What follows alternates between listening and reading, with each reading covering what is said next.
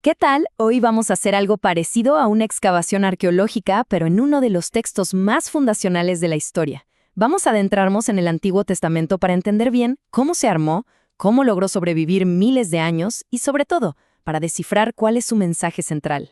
Y bueno, para empezar, arranquemos con un misterio. Si uno pone lado a lado una Biblia protestante, una católica y una ortodoxa, se encuentra con algo muy curioso. Sus antiguos testamentos no tienen exactamente los mismos libros. Y para complicarlo más, la Biblia judía tiene una organización completamente distinta. ¿Cómo puede ser? Esa es la pregunta que nos va a guiar en este recorrido. Para empezar a desenredar este hilo, nuestra primera parada es el concepto de canon. O sea, primero hay que entender cómo se fue armando esta biblioteca de libros sagrados, qué criterios se usaron para decidir qué entraba y qué no. Entonces, aquí está el punto clave. La palabra canon significa literalmente un estándar, una regla para medir. El proceso de canonización no fue algo al azar.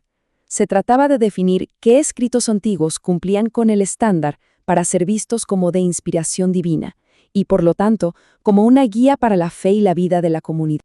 Y esto es muy interesante. Aquí se ven las dos grandes estructuras. Por un lado, el Tanaj judío, con sus tres partes bien definidas, la Torá o la ley, los Nevi'im o los profetas, y los Ketuvim, que son los escritos. Por otro lado, la tradición cristiana tomó esos mismos libros, pero los reorganizó en 4 secciones: Pentateuco, históricos, poéticos y proféticos. Es el mismo material de base, pero la forma de ordenarlo cambia el enfoque y el flujo de la historia que se cuenta.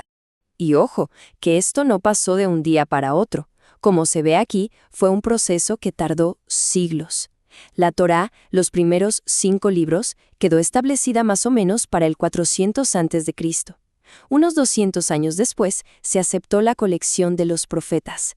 Y la última parte, los escritos, se terminó de cerrar ya bien entrada la era cristiana. Fue un proceso largo, muy meditado. Muy bien, ya tenemos claro qué libros componen la biblioteca. Ahora viene la segunda gran pregunta, ¿no? ¿Realmente podemos fiarnos de las palabras después de miles y miles de años de copias? Bueno, pues pasemos a la fascinante historia del texto en sí. Para entender el reto, imagínense esto. Así se veía el hebreo antiguo, solo consonantes, ni vocales ni espacios entre palabras. Esta cadena de letras, que parece un código, es en realidad la famosa frase «Jehová es mi pastor». El desafío para los antiguos escribas de preservar y entender esto era, pues, monumental. Y este viaje del texto es increíble. Todo comenzó con tradiciones orales, pasadas de generación en generación. Luego se escribieron en rollos solo con consonantes. El gran salto vino mucho después, por allá del siglo VI después de Cristo, con los masoretas, unos escribas increíblemente meticulosos que inventaron todo un sistema de puntitos y acentos para añadir las vocales y así asegurarse de que la pronunciación correcta no se perdiera jamás. Y aquí la historia da un giro casi de película. Durante siglos, el manuscrito hebreo completo más antiguo que se tenía era el Códice de Leningrado, del año 1008 después de Cristo. Pero después de la Segunda Guerra Mundial, ¡boom!, se descubren los rollos del Mar Muerto. De repente, la ciencia tenía en sus manos evidencia textual 1000 años más antigua. ¡1000 años!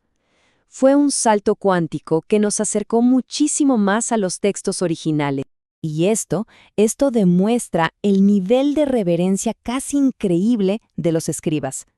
En este versículo, los números de la edad de Saúl y los años de su reinado se perdieron. Quizás un insecto se comió un pedazo del rollo o simplemente el tiempo lo borró. ¿Qué hizo el escriba que lo copió? ¿Inventó un número? No, lo copió exactamente como estaba, con los huecos, porque su respeto por no alterar ni una letra del texto sagrado era absoluto. Entonces, ¿cuál fue el gran veredicto de los rollos del Mar Muerto? Pues confirmaron algo asombroso. Por un lado, que el texto se transmitió con una fidelidad casi perfecta a lo largo de un milenio. Y sí, claro que se encontraron pequeños errores de copista, eran humanos. Pero, y esto es lo crucial, ninguno de esos errores alteraba las enseñanzas o doctrinas importantes. El mensaje central se mantuvo intacto. Listo, ya tenemos la colección de libros y ya vimos que el texto es confiable. Ahora sí, vamos al corazón del asunto. ¿De qué se trata todo esto? ¿Cuál es el gran mensaje teológico del Antiguo Testamento? La fe del Antiguo Testamento no es una simple lista de reglas o doctrinas, es algo mucho más vivo, más dinámico.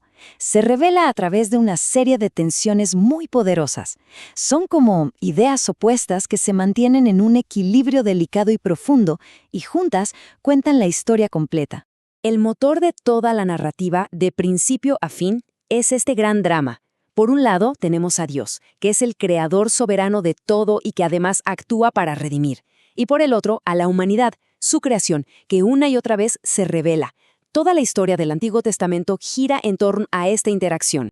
Y aquí encontramos una de las ideas más revolucionarias de toda la antigüedad. En ese mundo, la lógica era simple. Si tu nación era derrotada en batalla, significaba que tu Dios era más débil que el Dios del enemigo. Punto. Pero Israel llegó a una conclusión radicalmente distinta.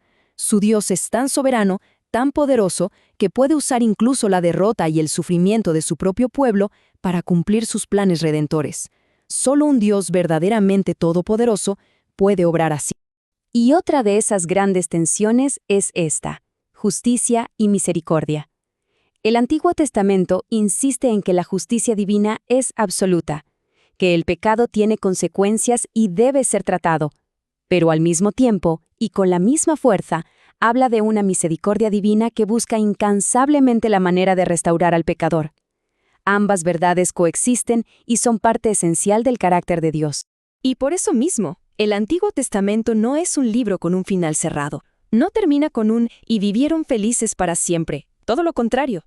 Concluye con la mirada puesta en el futuro, lleno de promesas y de esperanza, dejando muy claro que la historia de la redención todavía no ha terminado. Todo esto nos deja con una última pregunta, una pregunta fundamental. Si el Antiguo Testamento es este cimiento tan sólido, construido y preservado con tanto cuidado a lo largo de milenios, entonces, ¿qué fue lo que se construyó encima? La respuesta a esa pregunta es, ni más ni menos, lo que define los siguientes 2000 años de historia.